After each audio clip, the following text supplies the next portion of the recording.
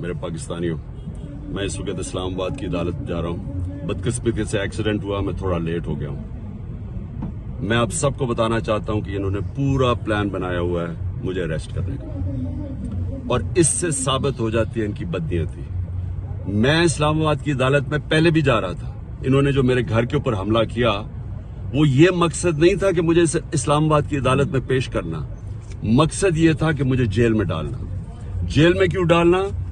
क्योंकि London plan का हिस्सा है कि मुझे जेल में डालो। ये नवाज शरीफ की, ये उसकी डिमांड है कि इमरान खान को जेल में डालो और इलेक्शन में वो हिस्सा ना ले सके, और ये फिर वही करने जा रहे हैं। अभी मुझे पता है कि मुझे अरेस्ट कर रहे हैं। मैं सिर्फ बताना चाहता हूं कि मैं रूल ऑफ लॉ में मानता हूं, कानून में मानता हूं। पता होते हुए मैं जा रहा हूं, लेकिन मैं कौम को बताना चाहता हूं कि ये बेनकाब हो गए, ये जो लोग ऊपर बैठाए